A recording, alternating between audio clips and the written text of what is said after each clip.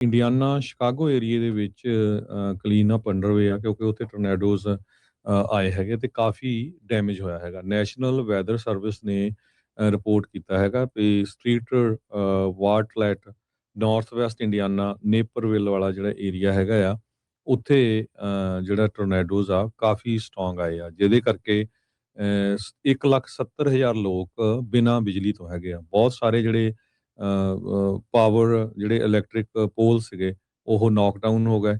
North West Indiana ਨਿਪਸਕੋ ਜੋ ਕਹਿ ਰਿਹਾ ਵੀ 74,000 ਕਸਟਮਰ ਉੱਥੇ ਬਿਨਾਂ ਬਿਜਲੀ ਤੋਂ ਆ। ਇਹ ਜਿਹੜੀ ਉੱਥੇ ਦੀ ਬਿਜਲੀ ਦੀ ਕੰਪਨੀ ਹੈਗੀ ਆ।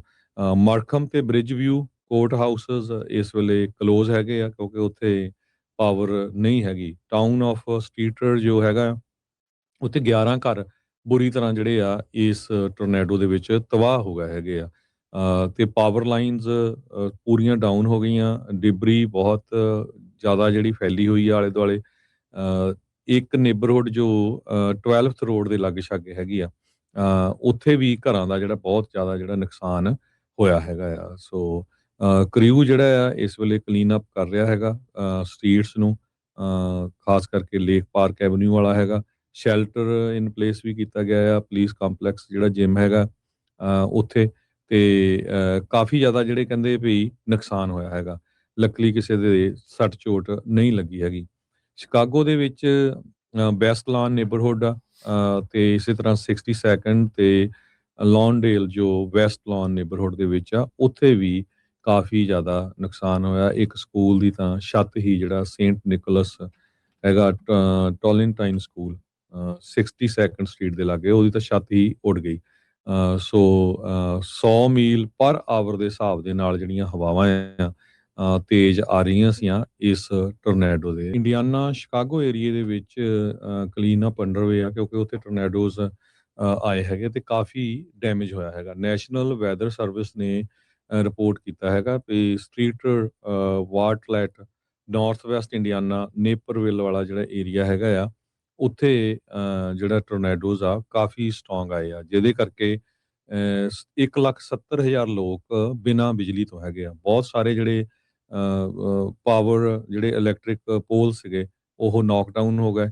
ਨਾਰਥ ਵੈਸਟ ਇੰਡੀਆਨਾ ਨਿਪਸਕੋ ਜੋ ਕਹਿ ਰਿਹਾ ਵੀ 74,000 ਕਸਟਮਰ ਉੱਥੇ ਬਿਨਾਂ ਬਿਜਲੀ ਤੋਂ ਆ। ਇਹ ਜਿਹੜੀ ਉੱਥੇ ਦੀ ਬਿਜਲੀ ਦੀ ਕੰਪਨੀ ਹੈਗੀ ਆ।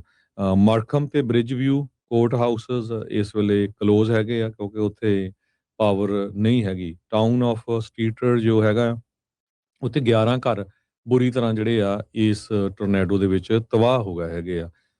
ਤੇ ਪਾਵਰ ਲਾਈਨਸ ਪੂਰੀਆਂ ਡਾਊਨ ਹੋ ਗਈਆਂ। ਡਿਬਰੀ ਬਹੁਤ ਜ਼ਿਆਦਾ ਜਿਹੜੀ ਫੈਲੀ ਹੋਈ ਆ ਆਲੇ ਦੁਆਲੇ। ਇੱਕ ਨੇਬਰਹੁੱਡ ਜੋ 12th ਰੋਡ ਦੇ ਲਾਗੇ ਛਾਗੇ ਹੈਗੀ ਆ ਉੱਥੇ ਵੀ ਘਰਾਂ ਦਾ ਜਿਹੜਾ ਬਹੁਤ ਜ਼ਿਆਦਾ ਜਿਹੜਾ ਨੁਕਸਾਨ ਹੋਇਆ ਹੈਗਾ ਆ। ਸੋ ਕ੍ਰਿਊ ਜਿਹੜਾ ਆ ਇਸ ਵੇਲੇ ਕਲੀਨ ਅਪ ਕਰ ਰਿਹਾ ਹੈਗਾ ਸਟਰੀਟਸ ਨੂੰ, ਖਾਸ ਕਰਕੇ ਲੇਕ ਪਾਰਕ ਐਵਨਿਊ ਵਾਲਾ ਹੈਗਾ। ਸ਼ੈਲਟਰ ਇਨ ਪਲੇਸ ਵੀ ਕੀਤਾ ਗਿਆ ਆ। ਪੁਲਿਸ ਕੰਪਲੈਕਸ ਜਿਹੜਾ ਜਿਮ ਹੈਗਾ ਉੱਥੇ ਤੇ ਕਾਫੀ ਜ਼ਿਆਦਾ ਜਿਹੜੇ ਕਹਿੰਦੇ ਵੀ ਨੁਕਸਾਨ ਹੋਇਆ ਹੈਗਾ। ਲੱਕਲੀ ਕਿਸੇ ਦੇ ਸੱਟ ਚੋਟ ਨਹੀਂ ਲੱਗੀ ਹੈਗੀ। ਸ਼ਿਕਾਗੋ ਦੇ ਵਿੱਚ ਬੈਸਟ ਲਾਨ ਨੇਬਰਹੁੱਡ ਆ ਤੇ ਇਸੇ ਤਰ੍ਹਾਂ 62nd ਤੇ ਲੌਨਡੇਲ ਜੋ ਵੈਸਟ ਲਾਨ ਨੇਬਰਹੁੱਡ ਦੇ ਵਿੱਚ ਆ ਉੱਥੇ ਵੀ ਕਾਫੀ ਜ਼ਿਆਦਾ ਨੁਕਸਾਨ ਹੋਇਆ। ਇੱਕ ਸਕੂਲ ਦੀ ਤਾਂ ਛੱਤ ਹੀ ਜਿਹੜਾ ਸੇਂਟ ਨਿਕੋਲਸ ਹੈਗਾ ਟੋਲਿੰਟਾਈਨ ਸਕੂਲ 62nd ਸਟਰੀਟ ਦੇ ਲਾਗੇ ਉਹਦੀ ਤਾਂ ਛੱਤ ਹੀ ਉੱਡ ਗਈ।